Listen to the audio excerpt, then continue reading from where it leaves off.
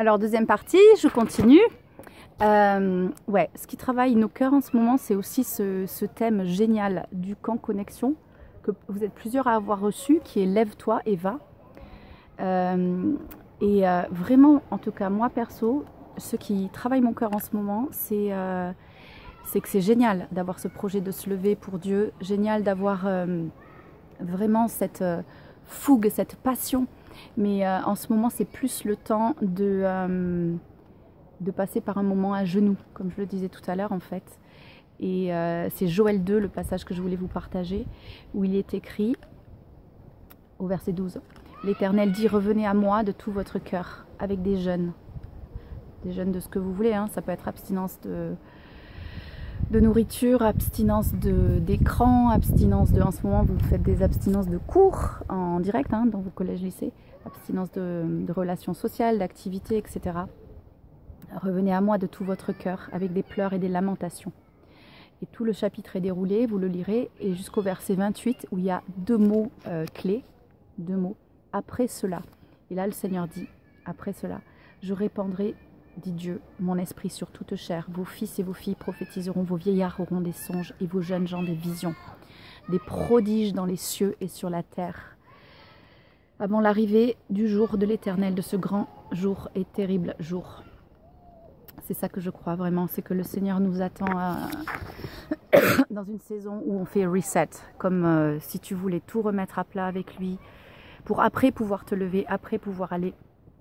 Et reset pour toi, reset pour ta vie, reset pour moi, pour ma vie, c'est reset collectif, hein, général, global, mondial, sur toutes nos habitudes, qu'elles soient plus ou moins mauvaises, très mauvaises, les addictions, les dépendances, voilà, on n'a pas besoin de faire un dessin.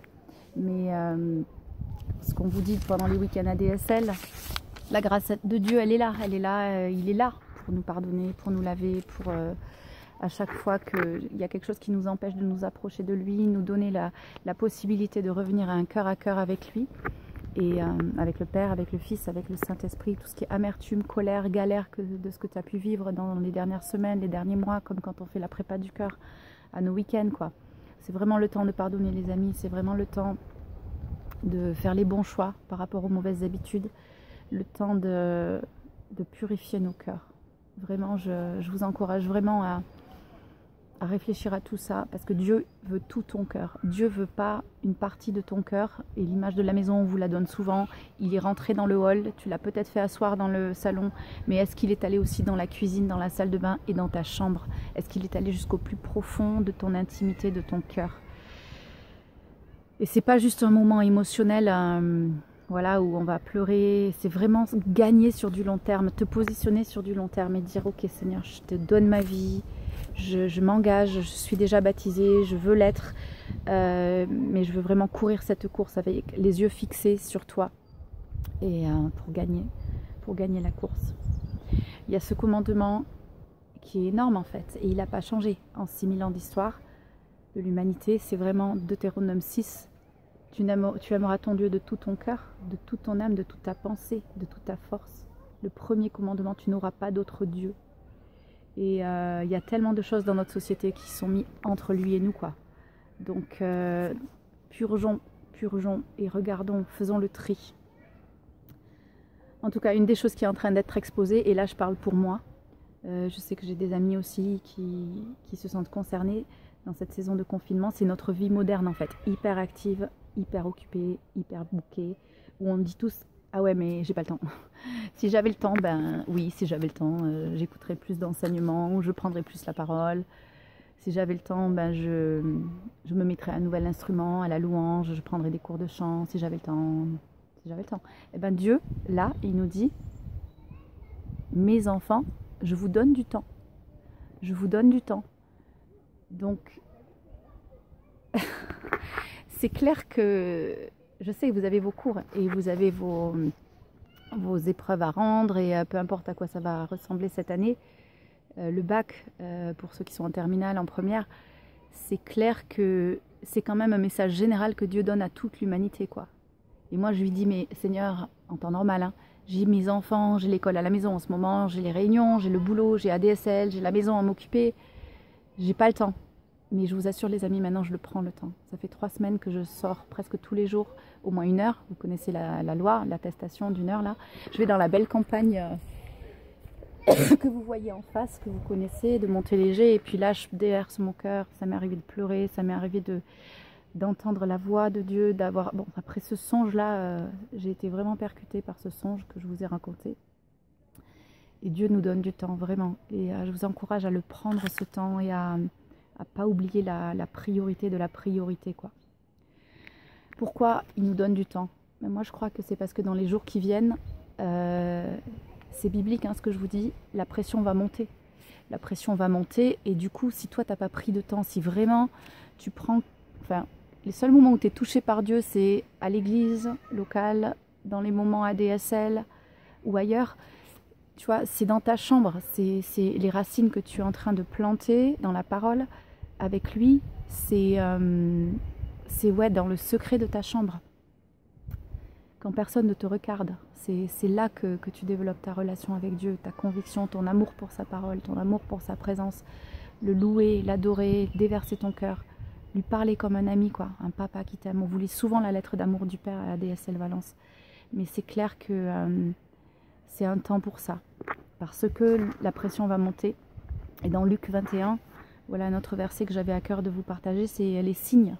Les signes qu'on va voir, il ne faudra pas s'affoler les gars et les filles. Des signes dans le soleil, quoi, dans les étoiles, de l'angoisse chez les hommes. Vous regarderez dans Luc 21, 25, 26.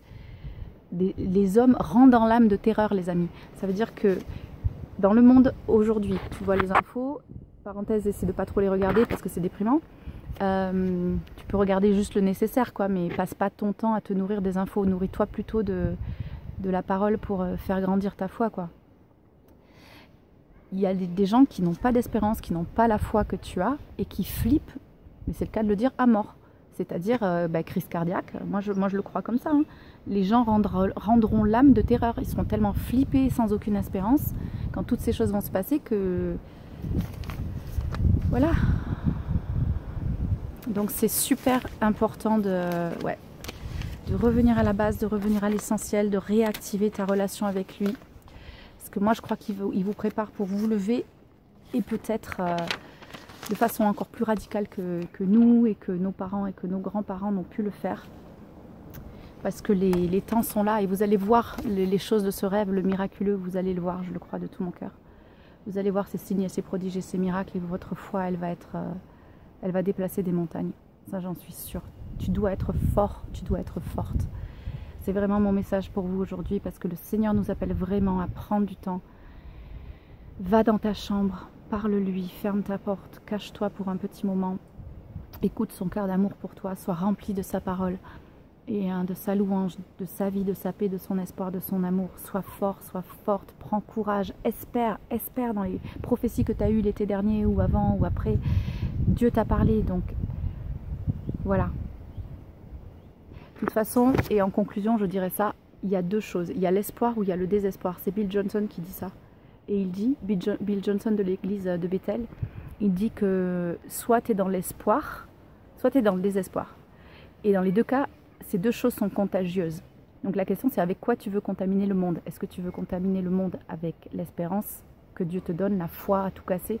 Ou est-ce que tu vas déprimer avec tes collègues et puis au final passer à côté, quoi? Dernier verset, Ésaïe 54, verset 14. Tu seras affermi par la justice. Bannis l'inquiétude car tu n'as rien à craindre et la frayeur car elle n'approchera pas de toi.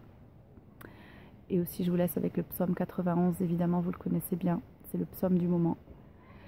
Que Dieu te protège, cette image de la protection divine sous ses ailes, un refuge en lui, sur ta vie, pour toi, tes frères, sœurs, tes parents, pour tout ce que tu aimes. Ouais. On vous fait des gros bisous, on vous aime fort et on prie pour vous. À très bientôt.